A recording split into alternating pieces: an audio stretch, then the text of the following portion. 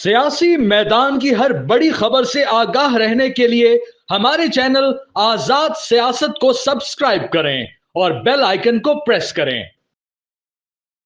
अस्सलाम वालेकुम, आप देख रहे हैं आज़ाद सियासत। मैं हूं अरीज फातिमा। पाकिस्तानी मईशत से मुतल्लिक कुछ अच्छी खबरें हैं, कुछ पॉजिटिव इंडिकेटर्स सामने आए हैं। ख़ास तौर के ऊपर पाकिस्तान का जो करंट अकाउंट है उसमें रिकॉर्ड सरप्लस जो है वो रहा है। हुकूमत ये दावा कर रही है कि मुल्की मईशत बेहतर हो रही है, और ना सिर्फ बेहतर हो रही है बल्कि मुस्तहकम भी हो रही है, और पाकिस्तान अब आने वाले दिनों में मज़ीद आगे जाएगा। ये तमाम तर बीट्स हैं जिन पर हम बात करेंगे। इंसाइटफुल कन्वर्सेशन के लिए मुझे ज्वाइन किया है फैजुल हसन चौहान ने। बहुत शुक्रिया सर। सबसे पहले तो जो पाकिस्तान के करंट अकाउंट में एक सरप्लस देखा जा रहा है, ये 1 अरब 19 करोड़ रुपए की जो है वो इसमें इजाफा हुआ है। हुकूमत ये दावा करती है कि पाकिस्तान की जो मईशत है वो मुस्तहकम हो रही है, और वजूहात इसकी बहुत ज़्यादा बताई जा रही हैं। एक तो आपके नज़दीक ये इकदाम कैसा है, ये इससे कितना फ़ायदा होगा आने वाले दिनों में, और दूसरा ये बताइएगा कि इन तमाम तर अवामिल को अगर हम देखें तो हुकूमत को क्या आइंदा आने वाले दिनों में इससे सियासी फ़ायदा भी होगा? बिस्मिल्लाहिर्रहमानिर्रहीम। देखें, एक तो जैसे आपने अपने इंट्रो में कहा कि पूरी पाकिस्तानी कौम को खुशखबरी है ये कि पाकिस्तान का करंट अकाउंट जो डेफिसिट के बजाय बैलेंस जो है वो सरप्लस में आया है। अब ये करंट अकाउंट क्या होता है, आम पब्लिक को नहीं समझ आता कि करंट अकाउंट्स क्या होता है। बुनियादी तौर पे करंट अकाउंट से मुराद होती है कि आपकी net exports minus net imports plus foreign remittance और plus internal transfers of payments. ठीक है, ये मिला के आपका बैलेंस ऑफ पेमेंट बनता है। एक बैलेंस ऑफ ट्रेड होता है, एक बैलेंस ऑफ पेमेंट होता है। ये मैक्रो इकोनॉमिक्स की टर्मिनोलॉजीज है। बैलेंस ऑफ ट्रेड में सिर्फ आपका जनाब एक्सपोर्ट माइनस इंपोर्ट है, ये आपका बैलेंस ऑफ ट्रेड होता है। ठीक हो गया। बैलेंस ऑफ पेमेंट में जब आपका प्लस नेट जनाब आपका फॉरेन रेमिटेंस आ जाती है, और उसके बाद आपकी इंटरनल आपकी ट्रांसफर्स ऑफ पेमेंट जिसमें आपकी सर्विसेज और ये सारी चीज़ें जी, अल्लाह पाक के करम से सालों बाद पाकिस्तान की इकॉनमी के अंदर 1.2 जनाब करंट अकाउंट सरप्लस आया है। अब ये किस चीज़ की इंडिकेशन है? ये कोई खुद जिसे कहते हैं ना कि जनाब आपका फिनांस डिपार्टमेंट ने या जाती उमरा में या आपके जनाब वज़ीर आज़म शहबाज शरीफ ने या GHQ ने जनाब ये आपका डेटा नहीं बनाया। ये एक रियल पिक्चर है पाकिस्तान के मैक्रो इकोनॉमिक्स के इस इंडिकेटर की, और ये 1 साल की है। ये 1 साल की। तो मैं ये समझता हूँ कि पाकिस्तान एक अच्छे ट्रैक पे चला गया, ठीक हो गया। पाकिस्तान की इकॉनमी बेहतर हो रही है, पाकिस्तान की एक्सपोर्ट बढ़ रही है, पाकिस्तान की इंपोर्ट्स कंट्रोल हो रही है, पाकिस्तान के अंदर फॉरेन डायरेक्ट इन्वेस्टमेंट बढ़ रही है, पाकिस्तान की इंटरनेशनल फाइनेंशियल रेटिंग जैसा फिच जो इंटरनेशनल अदारा है उसके बकौल उसकी इमेज इम्प्रूव हो रहा है। अब आपका ये करंट अकाउंट बैलेंस जो है ना ये सरप्लस हुआ है। ये पाकिस्तान को फ़ख्र से जना हर पाकिस्तानी का सीना जनाब चौड़ा कर लेना चाहिए और सर बुलंद कर लेना चाहिए फ़ख्र से कि वाक़तन पाकिस्तान जो है ना वो सही ट्रैक पे चलना स्टेबलाइज होना, और इसका जो पॉलिटिकल माइलेज है वो लेना चाहिए।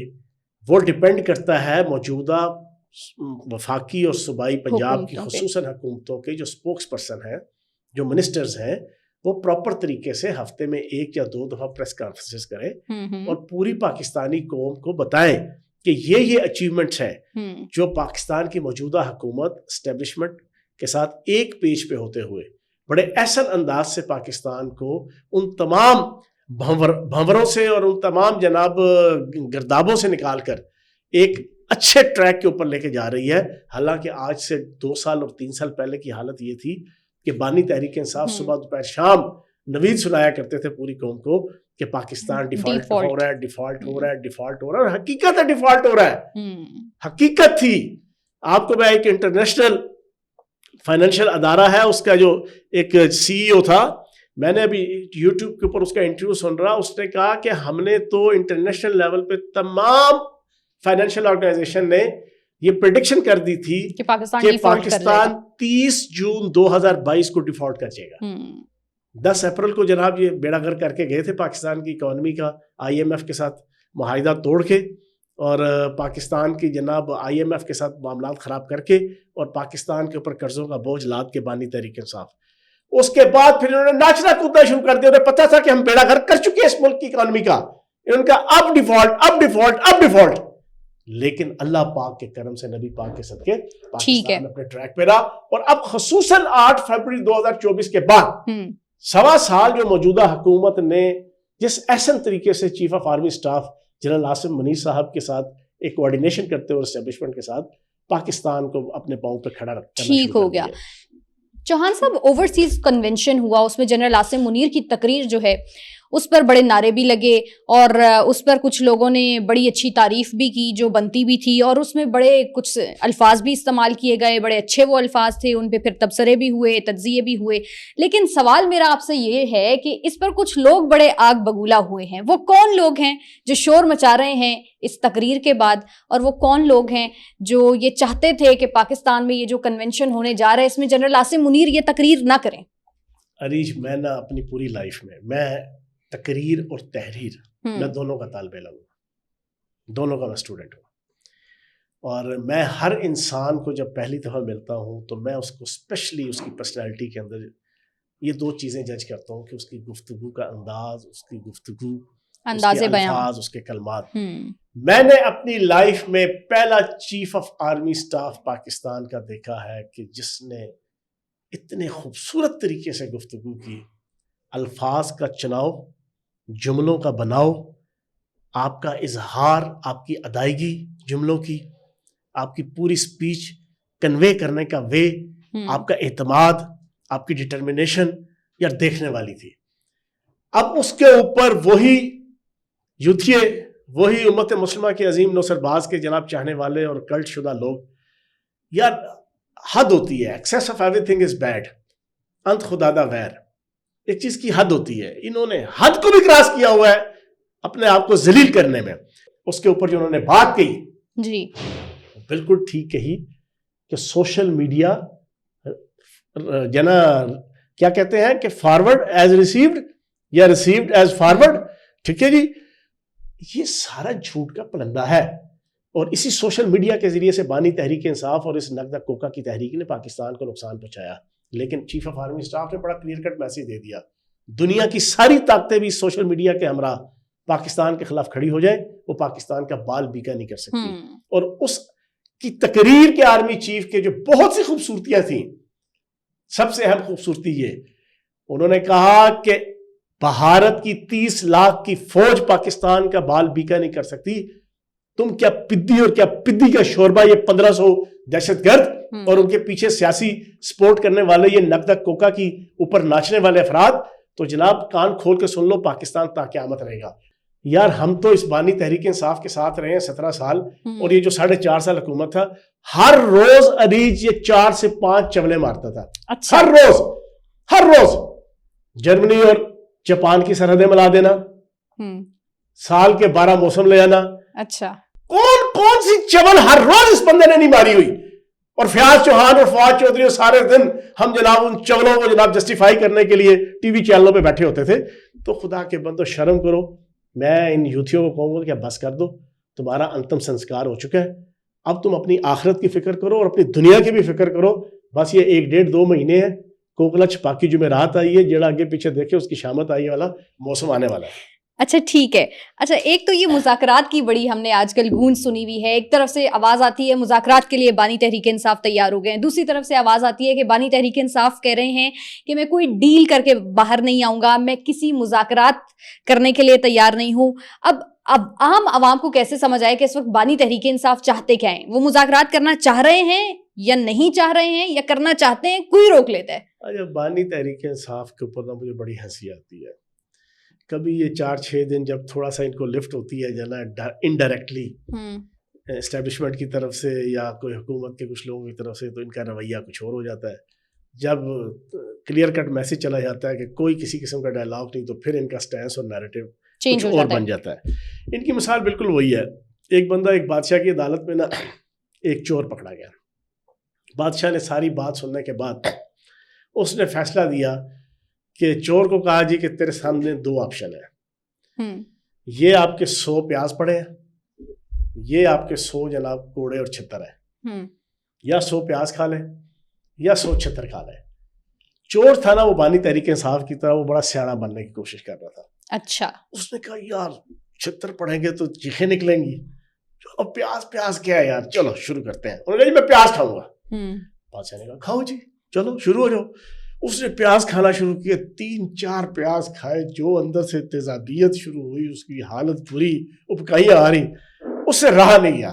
اس نے تیزابیت سے بچنے کی، اس نے کہا یار یہ تو میں مر جاؤں گا. اس نے کہا بس اسلام میری ریکویسٹ سن لیں، میں یہ پیاز نہیں، میں یہ چھتر کھاؤں گا. بادشاہ نے کہا تیری مرضی، چلو جی. اس نے جناب جلاد کو بلایا، اس نے کہا کان پکڑاؤ اور اس کو لگاؤ اس کی تشریح پہ چھتر. 1 چھتر پڑا، 2 پڑے، 3 پڑے، 5 پڑے نا، اس کی چیخیں نکل گئی. اس نے کہا ایک کام بھی بڑا اوکھا ہے. اس نے کہا بادشاہ سلامت میری جان چھوڑے، میں نا پیاز کھاؤں گا، چھتر نہیں کھاؤں گا. اور اس مارا ماری میں 5 چھتر 5 پیاز، 5 چھتر 5 پیاز، وہ 100 پیاز بھی کھا گیا، وہ 100 چھتر بھی کھا گیا. ٹھیک ہے جی. بانی تحریک انصاف کی مثال ایگزیکٹ یہ ہے، وہ بیچارہ چھتر بھی کھا رہا ہے اور پیاز بھی کھا رہا ہے. اس کی بات بن نہیں رہی، اس کی جناب اسٹیبلشمنٹ اس کو لفٹ نہیں کرا رہی. تھوڑا سا کبھی اسے کوئی ماحول بنتا ہے تو کبھی وہ کہتا ہے جی مذاکرات کرو، میں مذاکرات کرنا چاہتا ہوں. جب ادھر سے ٹھیلا نہیں ہو جاتا ہے بابا جی کا ٹھلو، پھر کہتا ہے کوئی مذاکرات نہیں ہوگا. پھر اس کے ٹویٹ آنا شروع ہو جاتے ہیں کوئی مذاکرات نہیں ہوں گے، ہم آخر دم تک لڑیں گے. تو بھاجن یہ ٹوٹل ساری صورتحال ہے. ٹھیک ہو گیا. اچھا مجھے یہ بتائیں کہ علیمہ خان جو ہیں وہ اپنے بھائی سے ملاقات کے لیے جاتی ہیں لیکن ملنے نہیں دیا جا رہا. کیوں نہیں ملنے دیا جا رہا؟ کل بھی ہم نے دیکھا گرفتاری ہوئی، پھر ان کو رہا کر دیا جاتا ہے، لیکن سوال تو یہ ہے کہ ملنے کیوں نہیں دیا جا رہا؟ دیکھو اس کے اوپر کچھ میں نے دیکھا بڑے امپورٹنٹ جو ہے نا صحافیوں نے وی لاگ کر کے اپنی طرف سے جناب بڑا آربیٹریٹر بنتے ہوئے، سالس بنتے ہوئے حکومت کو مشورہ دیا، اسٹیبلشمنٹ کو، کہ کیوں آپ چیزوں کو ڈیلے کر رہے ہیں، لنگر آن کر رہے ہیں، آپ علیمہ باجی کی جناب ملاقات کروا دیں، کیوں نہیں کروا رہے. میں آپ کو ایک بریکنگ دے دوں، علیمہ باجی وہ شخصیت ہے کہ جو باہر پاکستان کی انڈین را، اسرائیلی موساد، گولڈ سمتھ خاندان، خلیل جبران، سوشل میڈیا کے کتورے، سوشل میڈیا کی غلاظت، جو اینٹی ریاست، اینٹی فوج، anti Pakistan, pro B L A, pro Pashteen, pro T T P, جتنا نیریٹو اور بیانیہ اور جتنا آپ کے انٹرنیشنل میگزینز، انٹرنیشنل اخبارات، وہاں پر جو نیگیٹو پاکستان کے خلاف پروپیگنڈا، آرمی چیف کے خلاف نیگیٹو پروپیگنڈا پوری دنیا کے اندر، برطانیہ اور امریکہ کے اندر اور یورپ کے اندر، یہ 100% اس کی ساری انسٹرکشن یہ علیمہ باجی ملتی تھی بانی تحریک انصاف سے، اور بانی تحریک انصاف اپنا پیغام ان کے ذریعے سے بھیجتا تھا. اور انٹرنیشنل جتنے فیکٹرز ہیں، نیگیٹو ہے یا پازیٹیو ہے، پازیٹیو تو ان میں سے ایک بھی نہیں ہے، 100% نیگیٹو ہے پاکستان کے حوالے سے، ان تمام تک سارا بیانیہ علیمہ باجی پہنچاتی تھی. یہ ہے جناب. اب کیا کیا، ریاست کو ساری چیزیں علم ہو گئی، پچھلے 2-3 ماہ سے بڑی کلیئر ہو گئی کہ یار یہ جو ہر روز آرٹیکل آتے ہیں پاکستان کے خلاف، اسرائیل کے جناب اخبارات کے اندر، امریکہ کے جناب میگزینز کے اندر، امریکہ کے آپ کے صہیونی آپ کے جناب اخبارات اور رسالے ہیں وہاں پر، جو آپ کے خلیل جبران کے ذریعے سے اینٹی پاکستان جناب اور اینٹی فوج اور اینٹی ریاست جناب آپ کے ٹویٹس آتے ہیں بانی تحریک انصاف کے، یہ تمام کی تمام چیزیں علیمہ باجی کے ذریعے سے اور علیمہ باجی کرواتی تھی اس پوری نقدی کوکا کی تحریک میں. تو اب اس کے بعد پھر ریاست نے کہا ان کی ایسی کی تیسی، جتنی محبت ان کو ہے نا اپنے بھائی سے. میں نے آپ کو پچھلے پوڈ کاسٹ میں بتایا تھا کہ فیملی کی محبت کا عالم یہ ہے کہ بانی تحریک انصاف اپنی ماں کے جنازے پہ بھی نہیں تھا اور اپنے باپ کے جنازے پہ بھی نہیں تھا، دونوں کے جنازے پہ نہیں تھا. دونوں کے جنازے پہ یہ کرکٹ کھیل رہا تھا، دونوں کے جنازے پہ اس کے پاس پورا ٹائم تھا، اس کو بر وقت ساری چیزوں کی اطلاع تھی جناب کہ باپ مرنے والا ہے، ماں مرنے والی ہے. لیکن نہیں، تو رشتہ ان کا آپس کا کوئی ایسا نہیں ہے کہ بہن بھائی سے نہیں ملے گی اور بھائی بہن سے نہیں ملے گا تو دونوں مر جائیں گے. اصل کہانی یہ ہے کہ بہن تڑپ رہی ہے کہ اس کا پورا جو ایجنڈا تھا اینٹی پاکستان وہ سارے کا سارا ڈسٹرب ہوا ہے. اب وہ کرتی ہے جا کے ڈھکوسلے، وہاں بیٹھتی ہے، اس نے پہلے تڑی لگائی ریاست پاکستان کو، مجھے نہیں ملنے دو گے میں دھرنا یاد دوں گی. اور شو یہ کیا دھرنا ایسا ہوگا کہ لاکھوں کی تعداد میں لوگ آ کے بیٹھ جائیں گے. پہلا دھرنا دیا تو بانی تحریک انصاف تیرے جان سار 1 2 نہیں پورے 4 یہ تھا. اور اب جناب 4 کے بجائے اچار جو ہے نا وہ سارا بنا ہوا تھا ادھر دوسری دفعہ بھی. تو یہ بنیادی وجہ ہے جو ریاست علیمہ باجی کو اوقات میں لے کر آئی ہوئی ہے. باقی ملنے والے مل رہے ہیں. اچھا اب جو مل رہے ہیں علیمہ باجی ان ساروں کو فوج کا ٹاؤٹ قرار دے رہی ہیں. علیمہ باجی باہر کھڑی ہے, جڑا بھی جا رہا وہ ایک تھا نا ایک مراسی کو جو نا کسی نے بلایا نہیں شادی پہ محلے میں, تو دیگے پک رہی تھی, وہ مراسی کی ایک اینٹ نا وہ دیگوں کے نیچے جو سٹینڈ بنتا ہے نا اس کے نیچے لگی ہوئی تھی. تو جب مناسی کو پتا چلا نا مجھے نہیں بلایا تو وہ گیا جا کے اینٹ کھینچ کے لے آیا. اس نے کہا میں نہیں دینی اینٹ, یہ میری اینٹ ہے. ایگزیکٹلی علیمہ باجی کا یہ عالم ہے. اور جب تیری ملاقات نہیں ہو رہی کم از کم اپنی پارٹی کے ریسپیکٹیبل بندے ہیں, وزیر اعلیٰ ہے, وزیر ہے, اپوزیشن لیڈر ہے, پارٹی کا چیئرمین ہے, پارٹی کا سیکرٹری جنرل ہے, ان ساروں کو علیمہ باجی اڈیالہ جیل کی گیٹ پہ کھڑے ہو کر بتا رہی ہے اے گیا اے فوج دا ٹاؤٹ, اے دوجا گیا اے جناب I S I the tout, اے تیجا گیا اے بھی جناب اسٹیبلشمنٹ کا ٹاؤٹ. تو علیمہ باجی اس ٹریک پہ چڑھی ہوئی ہے. ٹھیک, بس لاسٹلی مجھے یہ بتا دیجیے گا عادل راجہ کے متعلق بھی کوئی انفارمیشن ہے, کوئی ڈیولپمنٹ ہوئی ہے؟ وہ جو پاکستان کے حوالے سے کہتے تھے یا جو اسٹیٹمنٹس دیتے رہتے تھے, ان یوٹیوبرز کے متعلق آپ کی کیا رائے ہے؟ اچھا اصل مسئلہ یہ ہے اور عادل راجہ کا مسئلہ بھی تھوڑا سا بتا دیں. عادل راجہ نے جو آئی ایس آئی کے خلاف, فوج کے خلاف مسلسل بکواسات کی پچھلے 2.5-3 سال میں, ہوا یہ کہ ایک آرمی کے ریٹائرڈ بریگیڈیئر ہیں, آئی ایس آئی کے سیکٹر کمانڈر تھے بریگیڈیئر راشد, انہوں نے ان کے خلاف کر دیا دعویٰ برطانیہ میں جا کر. جی اس نے انی ڈالی ہوئی تھی, ٹھیک ہے جی, انڈین را کے ساتھ مل کے اور باقی بیرونی کچھ ایجنسیوں کے ساتھ. اب وہاں پر پاکستان کی ریاست نے اور خصوصاً بریگیڈیئر راشد نے ان کو کوٹ کیا گیا تھا. بریگیڈیئر راشد کے نام کو, ان کی شخصیت کو, ان کی پرسنالٹی کو, ان کے عہدے کو جھوٹ بولنے کے لیے, فیک نیوز کے لیے انہوں نے جا کے برطانیہ کی ہائی کورٹ کے اندر ریٹ کر دی. برطانیہ کی ہائی کورٹ میں ریٹ ہوئی تو جناب آج سے 5-6 ماہ پہلے 23,000 پاؤنڈز کا جناب جرمانہ ہوا تھا اس عادل راجہ کو جھوٹ بولنے پہ. یہ تقریباً 85 لاکھ روپے کی اماؤنٹ بنتی ہے, اور اس نے پے کیا بریگیڈیئر راشد کو. اب تازہ ترین آج سے 2 دن پہلے برطانوی حکومت, برطانوی ہائی کورٹ میں پھر ایک جناب پروسیڈنگ چل رہی تھی, بریگیڈیئر راشد نے اس کے خلاف کی, اور اس کو 6,100 پاؤنڈز کی جناب عدالت نے کہا کہ تم پے کرو, یہ پورا کیس جو چلے گا بریگیڈیئر راشد کا تم پے کرو گے. اور پھر اس سے دلوایا گیا 22 سے 23 لاکھ کی اماؤنٹ بنتی ہے. اب مسئلہ کیا ہے اس عادل راجہ کا؟ ان کی تحریک پاکستان میں بھی بڑھ گئی ہے, ان کی تحریک باہر بھی بڑھ گئی ہے. اس کا عالم یہ ہے ڈیٹوریٹ ہونے کا, پوری اس کی ان کی تحریک کا. پہلے یہ کروڑوں روپے کما رہے ہوتے تھے جھوٹ بول بول کے, عوام کی بھی دلچسپی تھی جھوٹ کے سن کے جنا. اب پاکستان کے اندر جو 1 سال میں یہ ننگے ہوئے ہیں نا, بانی تحریک انصاف بھی اور ان کی تحریک بھی, اور اسپیشلی پھر ان کے یوٹیوبر, اب لوگوں نے دیکھنا سننا چھوڑ دیا ہے. اب ویورشپ نہیں ہے, اب ویورشپ نہ ہونے کی وجہ سے ڈالرز نہیں آ رہے, یہ کنگلے ہوئے ہیں. تازہ ترین میں آپ کو انکشاف کر دوں, اس کیس کے اندر جو بریگیڈیئر راشد کا اب چل رہا ہے اس کے خلاف برطانوی ہائی کورٹ میں, اس میں عادل راجہ نے جو اپنا وکیل کیا ہے سالسٹر, وہ سی ایف اے کے تحت کیا ہے. سی ایف اے ایک ٹرمینالوجی ہے برطانوی عدالتوں کی, کنڈیشنل فی ایگریمنٹ کے تحت وکیل رکھنا.